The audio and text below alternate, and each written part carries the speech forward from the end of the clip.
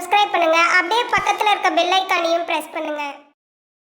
ரிஷபராசி அன்பர்களே, 2025 மார்ச் மாதம் என்ன மாதிரியான பலன் அப்படின்னு பார்க்கும் பொழுது, உங்க ராசி அதிபதி 11ஆம் இடமான லாபஸ்தானத்தில் இருப்பதும், அந்த லாபஸ்தானத்தின் அதிபதியான குரு பகவான் உங்க ராசியில இருக்கிறது ஒரு அற்புதமான அமைப்பு. அப்ப குரு சுக்கிரன் பரிவர்த்தனை பெற்று பரிவர்த்தனை யோகத்துடன் இருக்கு. அதே குரு 8க்குரியவன் தானே, அட்டமாதிபதி தானே, அதே சுக்கிரனுங்கிறது 6க்குரியவன் தானே, 6-8 வேலை செய்யாதா அப்படின்னு கேட்டீங்கன்னா பெருசா வேலை செய்யாது. ஏன்னா 6க்குரியவன் தனக்கு 6ல போய் மறைஞ்சிருக்கிறதுனாலையும் 8க்குரியவன் தனக்கு 6ல போய் மறைஞ்சிருக்கிறதுனால பெரிய கெடுபலன்கள் உங்களுக்கு இல்லை. சந்தோஷமான மன மகிழ்ச்சி நடக்கக்கூடிய விஷயங்களை தான் உங்களுடைய எண்ண ஓட்டங்கள் செயல்படுத்தும். ஆனா என்ன, கொஞ்சம் நெகட்டிவ் உணர்வுகள் எண்ணங்கள் வரும். பாசிட்டிவ் உணர்வுகளை வளர்த்துக் கொள்வது இந்த மாதம் உங்களுக்கு சிறப்பை தரும். அதே சமயத்தில் பார்த்தீங்கன்னா, இந்த தொழில் ரீதியாக என்ன மாதிரியான பலன் அப்படின்னு நீங்க கேட்டீங்கன்னு வச்சுங்களேன், 10ஆம் அதிபதியை பார்க்கணும். 10ஆம் இடத்துல யார் இருக்காரு? சனி இருக்கார். ஆட்சி பலம், மூல திரிகோண பலம் பெற்று வலிமையா இருக்கார். கூட இருக்கிறது சுக்கிரன், கூட இருக்கிறது சூரிய பகவான். அந்த சூரியனுங்கிறது யாரு அப்படின்னா 4க்குரியவன், சுகத்தை தரக்கூடிய அந்த சூரிய பகவான் 10ஆம் இடத்துல போய் அமர்ந்து திக்பலத்தோட வலிமையா இருக்கார். 10ல சூரியன் இருக்கும் போது நல்ல பலன்களை தரும். என்ன பண்ணும்? அரசு விஷயத்தில் அனுகூல வாய்ப்புகளை தரும். உயர் பதவிகளை பெற்று தரக்கூடிய அமைப்பு இருக்கு. அதிகாரத்துக்கு செல்லக்கூடிய அமைப்பு இருக்கு. அப்ப என்ன, திடீர் ப்ரமோஷன் கிடைக்கும் அப்படிங்கறதான் இந்த இடத்துல சொல்றேன். சார், சனி சூரியன் பகையாச்சே அப்படின்னா கொஞ்சம் எரிச்சல் ஊட்டக்கூடிய தன்மை இருக்கும். புதியதாக ஒரு இடத்துக்கு போகும்போது என்ன ஆகும், ஒரு லேர்னிங் என்வாயர்மெண்ட் டிஃப்ரெண்ட் இருக்கும்லவா, சின்ன சின்ன கருத்து வேறுபாடுகள், மோதல்கள் வரும், வராமல் இருக்காது. பட் பெரிய பாதிப்புங்கிறது நிச்சயமாக இல்லை. அதுவும் குறிப்பாக இந்த மாதத்தினுடைய 14ஆம் தேதிக்கு அப்புறம் அந்த சூரிய பகவான் 11ஆம் இடத்துல போய் லாபஸ்தானத்தில் அமர்வதும் உங்களுக்கு சிறப்பு. அப்ப 4க்குரியவன் தனக்கு எங்க போய் உட்கார போகிறார்? 4க்குரியவன் 11ஆம் இடத்துல போய் அமர இருக்கிறது. அப்ப என்ன பண்ண போறீங்க? சுகஸ்தானத்தை வளர்க்க போறீங்க. சுகத்தை பெருக்கிக் கொள்ளக்கூடிய ஆர்வம்ங்கிறது இருக்கும். அப்ப என்ன மாதிரி இருக்கும்? அசைய சொத்துக்களை வாங்கணும் என்கின்ற எண்ண ஓட்டங்கள் அதிகமாக கொடுக்கும். அதுதான் அமைப்பு. அதே சமயத்தில் தொழில்ல ஒரு நல்ல அபிவிருத்தி என்பது நீங்கள் எதிர்பார்க்கலாம். ஏன்னா இந்த மாதத்தினுடைய இறுதியில சனி பயிற்சி நடக்க ஆரம்பிக்கிறது. அதாவது சனி பகவான் 10ஆம் இடத்திலிருந்து 11ஆம் இடமான லாபஸ்தானத்துக்கு போகிறது. அப்ப இதுவரையில் ஒரு தொழில பெரிய ஒரு லாபம் சம்பாதிக்காதவங்க இந்த மாதத்திலிருந்து ஒரு நல்ல லாபத்தை சம்பாதிக்க போறீங்க. ஏன்னா 9-10க்குரியவன் இந்த ரிஷப ராசி அன்பர்களுக்கு ராஜ யோகத்தை, ஒரு நல்ல யோகத்தை தரக்கூடிய ஒரு கிரகம் சனிதான். அவர் போய் லாபஸ்தானத்தில் இருக்கிறது ஒரு நல்ல அமைப்பை குறி காமிக்குது. அதாவது இந்த மாதத்தினுடைய இறுதியில தொழிலை அபிவிருத்தி செய்வதற்கு, இதுவரைக்கு ஒரு வேலை இருக்கிறவங்க கூட ஒரு சொந்த தொழிலை ஆரம்பிக்கலாம் என்கின்ற எண்ண ஓட்டங்களை கொடுக்கக்கூடிய ஒரு மாதமாக அமையும். தொழிலில் லாபத்தை எதிர்பார்க்கலாம். புதிய ஒப்பந்தங்கள் கிடைக்கக்கூடிய அமைப்பு, ஒரு நல்ல ஸ்ட்ராட்டஜிக் பிளான் வகுக்கக்கூடிய வாய்ப்புகள், சந்தர்ப்பங்களை உருவாக்கும். ஆனா என்ன, குழப்பம் ஏற்படும். மனதில் சில குழப்பங்களை கொடுக்கும். ஏன்னா சனி 11ஆம் இடத்துல போய் தனது 3ஆம் பார்வையாக உங்க ராசியை பார்க்கிறார்லவா, அப்ப இது செய்தா நல்லதா, அது செய்த நல்லதா என்கின்ற ஒரு குழப்பத்தை கொடுத்து அதுக்கப்புறம் ஒரு தெளிவு கொடுக்கக்கூடிய அமைப்பையும் நிச்சயமாக உருவாக்கும். அதுல மாற்று கருத்து இல்லை. தொழில், வேலை, வியாபாரம் நன்றாக இருக்க போகிறது இந்த ரிஷபராசி அன்பர்களுக்கு. சரி, தனம் சார்ந்த விஷயம், பொருளாதாரம் உயர்வு கிடைக்குமா அப்படின்னு பார்த்தீங்கன்னா 2ஆம் இடத்தை பார்க்கணும். 2ஆம் அதிபதி யாரு? புதன் பகவான் 11ஆம் இடத்துல போய் அமர இருக்கிறார். 11ஆம் இடத்தில் நீசமானாலும் அது நீச பங்கமாக மாறக்கூடிய அமைப்பு இருக்கிறது. அப்ப தனம் கிடைக்கும், பொருளாதாரத்தில் அபிவிருத்தி ஒன்று, பணம் ஏதோ ஒரு வகையில் உங்களுக்கு வந்து சேரும். ஆனா பணம் கையாளுகின்ற விஷயத்துல கொஞ்சம் கவனம் எச்சரிக்கை. ஏன்னா அங்க ராகுவும் கூட இருக்கார் அப்படிங்கிறதையும் ஞாபகத்தில் வைத்துக் கொள்ளுங்கள். ராகுன்னா ஒரு அந்நியர். அப்ப யாராவது உங்களுக்கு ஒரு பண விஷயத்தில் ஒரு தொந்தரவு வருவதற்கான வாய்ப்பு இருக்கு. அப்ப பணத்தை கையாளுகின்ற விஷயத்தில் கொஞ்சம் கவனம், ஒரு இக்கு வைத்து செயல்படணும் அப்படிங்கிறத ஞாபகத்தில் வைத்துக் கொள்ளுங்கள். சரி, வீடு வண்டி வாங்குவதற்கு உகந்த மாதமா அப்படின்னு கேட்டீங்கன்னா இந்த வாகனத்துக்கு காரகர்த்தமாக இருக்கக்கூடிய சுக்கிரன் உச்ச பலத்தோட லாபஸ்தானத்தில் உட்கார்ந்துருக்கார். அப்ப 4ஆம் அதிபதியும் லாபஸ்தானத்துல போய் உட்கார்ந்துருக்கு. அப்ப ஆசைப்பட்ட 11ஆம் இடம் என்பன ஆசை அபிலாசைகள் நிறைவேற்றக்கூடிய இடம் அல்லவா.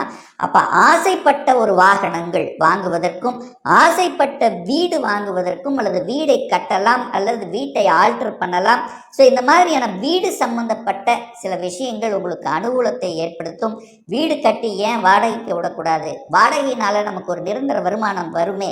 ஸோ இந்த மாதிரியான ஒரு எண்ண ஓட்டத்தை கொடுத்து அதற்கான முயற்சியில் இறங்கக்கூடிய ஒரு மாதமாக நிச்சயமாக இந்த மார்ச் மாதம் அமையப்பெறும். ஸோ இந்த மாதம் பார்த்தீங்கன்னா இந்த ரிஷபராசி என்பவர்களுக்கு 5-11 கனெக்ட் ஆகுது. 4 கிரகங்கள், அதாவது ராகு, சுக்கிரன், புதன், சனி, அதுக்கப்புறம் சூரியன். இந்த மாத இறுதியில் பார்த்தீங்கன்னா இந்த 5 கிரகங்கள் லாபஸ்தானத்தில் இருந்து கொண்டு 5ஆம் இடத்தை பார்க்குறாருன்னு பார்த்தீங்களா. ஸோ 5ஆம் இடம் புனிதமடைய போகிறது. 5ஆம் இடத்தின் வாயிலாக சில நல்ல விஷயங்களை நீங்கள் எதிர்பார்க்கலாம். என்ன பதவி கிடைக்கக்கூடிய அமைப்பு இருக்கு. கடவுளினுடைய அனுகிரகம், குலதெய்வத்தினுடைய ஆசீர்வாதம், குலதெய்வத்திற்கு சென்று வரக்கூடிய பாக்கியம், இது நல்லா இருக்கு. குழந்தை பிறப்பு சார்ந்த விஷயத்தில் தடைப்பட்டு கொண்டிருக்கக்கூடிய இந்த ரிஷபராசி என்பவர்கள் குழந்தை பிறப்பு சார்ந்த விஷயங்கள் நற்செய்தியை கொடுக்கக்கூடிய ஒரு மாதமாக அமையும்.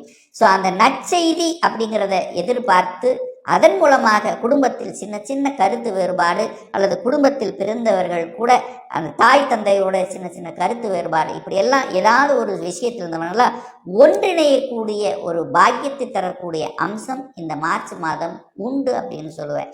அதே சமயத்தில் எதிர்ப்பு இருக்குமா சார், கடன் இருக்குமா சார், அதை சமாளிக்க முடியக்கூடிய தன்மை இருக்கா அப்படின்னா, கடன்காரன் ஏதாவது வந்து கழுத்தை பிடிச்சிருவானா, ஸோ இந்த மாதிரியான கேள்விகள் இருந்தீங்கன்னா நிச்சயமாக இல்லை. ஏன்னா 6க்குரியவன் தனக்கு 6ல் போய் உட்கார்ந்துருக்கார், லாபஸ்தானத்தில் இருக்கார். அப்போ கடன் நிவர்த்தி அப்படிங்கிற தன்மையில் இந்த மாதம் இருக்கிறது. அப்ப கடனை அடைச்சு விடலாம் என்கின்ற நம்பிக்கையை கொடுக்கும். கடன்காரன் வந்து கழுத்தை கண்டிப்பா பிடிக்க மாட்டார் அப்படிங்கிற அமைப்பு இந்த மாதம் உண்டு அப்படின்னு சொல்லுவேன். கடனின் மூலமாக சில அனுகூலங்கள், ஆதாயங்கள் கிடைக்கக்கூடிய அமைப்பு இருக்கு. கடன் விருத்தியாகும். கடனை வாங்கி வங்கியில வாங்கி எதையாவது ஒன்று செய்யலாம் அப்படிங்கிற தன்மை இருக்கு.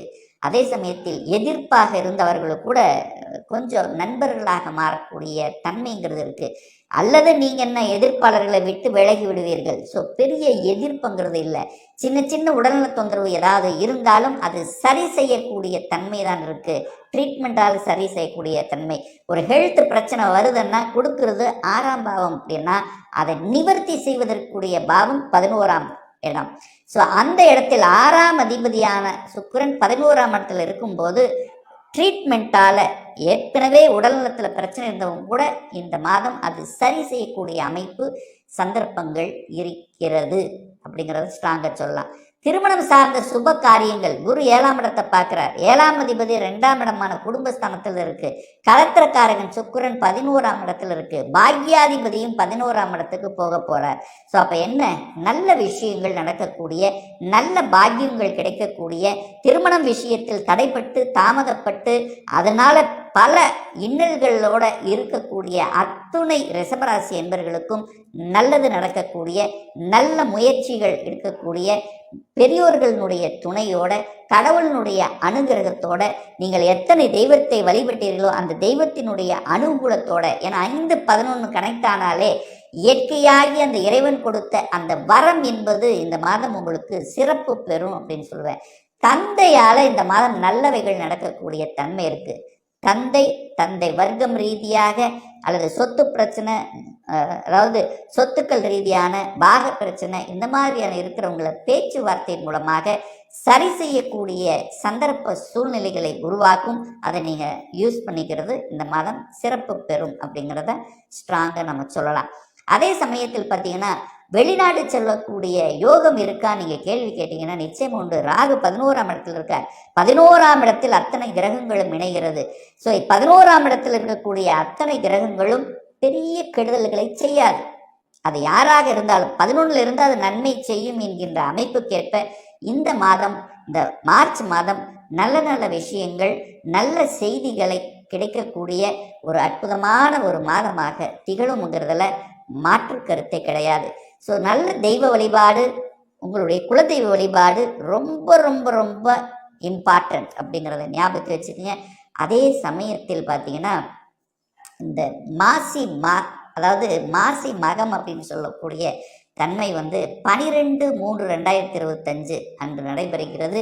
அன்றைய தினம் தொழிலில் ஒரு நல்ல அபிவிருத்தி, தொழில் லாபம், தொழில் முன்னேற்றத்துக்காக நரசிம்ம பெருமாளை வழிபட்டீங்கன்னா தன லாபங்கள் பெருகுங்கிறதுல எந்தவித மாற்று கருத்தும் கிடையாது. மேலும் தகவலுக்கு எங்கள் சேனலை மறக்காமல் சப்ஸ்கிரைப் பண்ணுங்கள். நன்றி.